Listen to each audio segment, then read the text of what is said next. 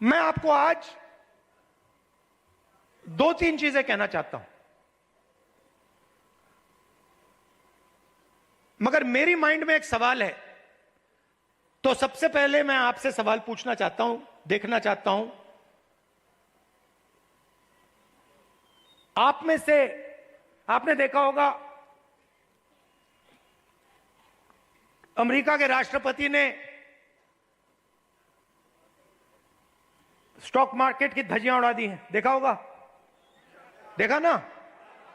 अच्छा, आप मुझे बताइए, आप में से, इस भीड़ में से कितने लोग स्टॉक मार्केट में पैसा डालते हैं? हाथ उठा के दिखाइए।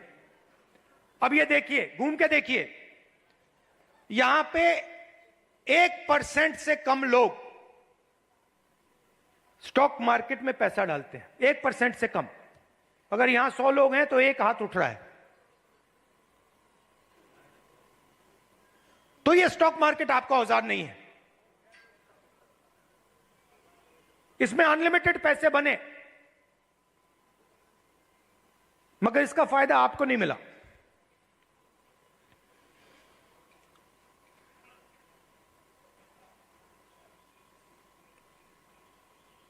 सीधी बात करूं, सीधा बोलूं, ठोक के, हमारे यहां पे केपी सिंह जी हैं। कहां हैं केपी सिंह जी? आइए आइए। केपी सिंह जी, अब गलत मत मानना जो मैं कहने जा रहा हूं। देखिए, केपी सिंह जी ने कहा, बैठिए बैठिए, आइए। केपी सिंह जी ने कहा कि मैं ऑर्थोपीडिक सर्जन हूं।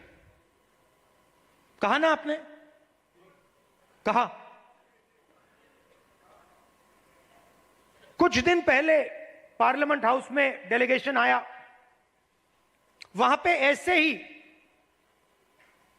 एक व्यक्ति ने मुझे कहा, मैं आईआईटी का प्रोफेसर हूं। और मैंने उससे यही कहा कि देखिए, मैं कुछ कहना चाहता हूं मगर शायद आपको अच्छा ना लगे, इजाजत है? उन्होंने कहा हां, कह दीजिए। और वही मैं आपसे इजाजत लेना चाहता हूं, इजाजत है? देखिए,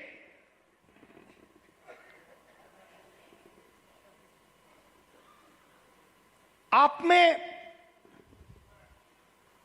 ऑर्थोपीडिक सर्जन की स्किल है, ऑर्थोपीडिक सर्जन की नॉलेज है, ज्ञान है। जो ऑर्थोपीडिक सर्जन होता है वो आप में सब कुछ है, मगर आप ऑर्थोपीडिक सर्जन नहीं हो।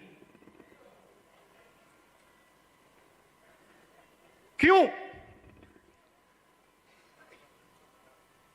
क्योंकि पूरा का पूरा सिस्टम आपके खिलाफ काम करता है। आप सोचते हो कि आप ऑर्थोपीडिक सर्जन हो,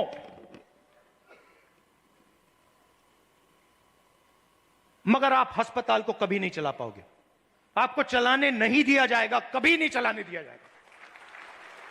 और अगर आप में क्षमता चलाने की हो तो आपको फाइनेंस नहीं मिलेगा, पैसा नहीं मिलेगा, बैंक लोन नहीं मिलेगा।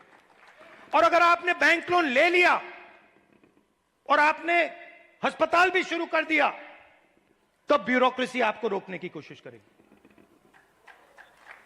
तो आपके मन में लग रहा है आपको कि मैं ऑर्थोपीडिक सर्जन हूं, मगर ऑर्थोपीडिक सर्जन के सच्चे औजार आपके हाथ में नहीं है, आपके खिलाफ काम कर रहे हैं।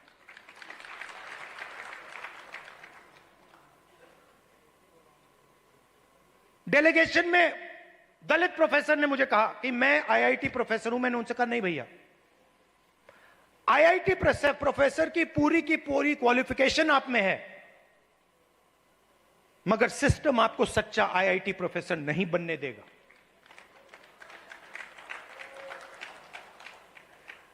और यह सच्चाई आस्ते आस्ते आस्ते आस्ते मुझे बहुत गहराई से समझ आ गई है।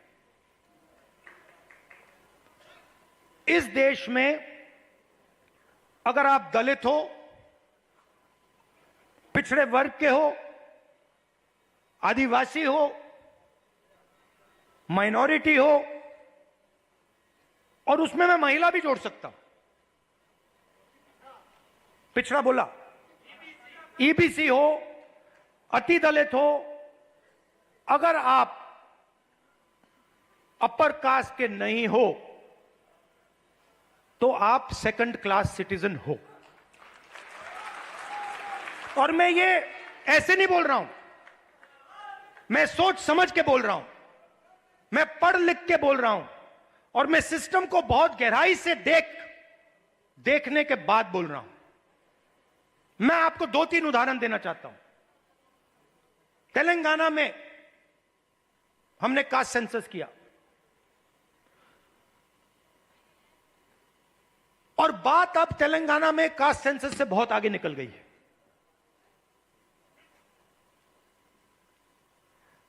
तेलंगाना में हम आपको ऐसा इंफॉर्मेशन दे सकते हैं, सामाजिक इंफॉर्मेशन, कि आप अपने सपने में भी नहीं देख पाओगे।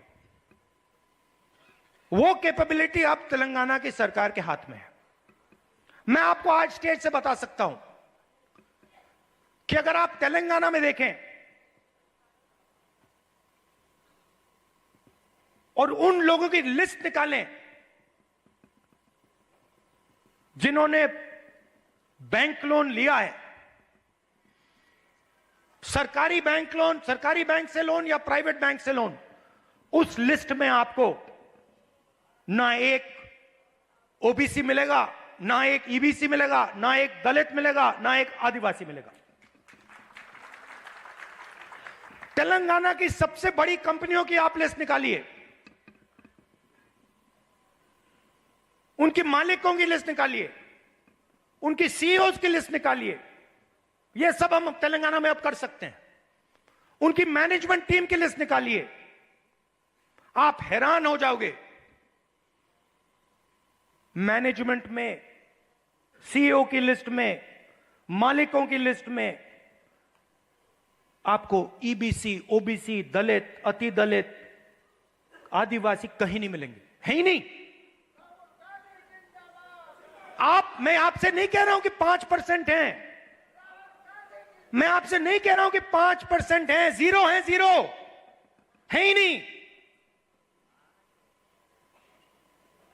और आप दूसरे तरफ मजदूरों की लिस्ट निकालो, जो 21वीं सदी के नए मजदूर बने, गिग वर्कर्स, जो उबर चलाते हैं, जो 21वीं सदी की मजदूरी करते हैं, उनकी लिस्ट निकालो। 90% से ज्यादा, 95% दलित, पिछड़ा वर्ग, ईबीसी, आदिवासी, डोमेस्टिक सर्वेंट्स की लिस्ट निकालो। दलित, ओबीसी, ईबीसी, आदिवासी, अति दलित।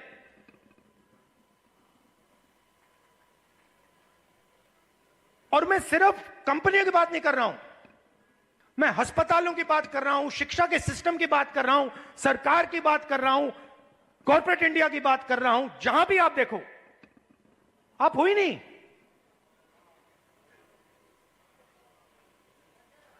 और तेलंगाना में अब वो पूरा का पूरा डेटा हमारे हाथ में है, जो नरेंद्र मोदी जी आपके हाथ नहीं डालना चाहता है। इसीलिए आपने देखा कि जैसे ही हमें वो डेटा दिखा, हमने रिजर्वेशन को बढ़ा दिया।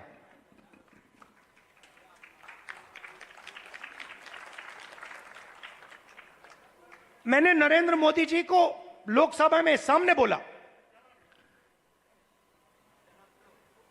ये जो फेक दीवार बना रखी है 50% रिजर्वेशन की, इसको अगर आप नहीं तोड़ोगे तो हम इसको तोड़ के गिरा के फेंक देंगे। और दूसरी बात, इस देश के दलितों को, पिछड़ों को, ईबीसी, ओबीसी, अति दलित, आदिवासी, गरीब जनरल कास्ट के लोगों को पता लगना चाहिए कि इस देश की सच्चाई क्या है, कि 5%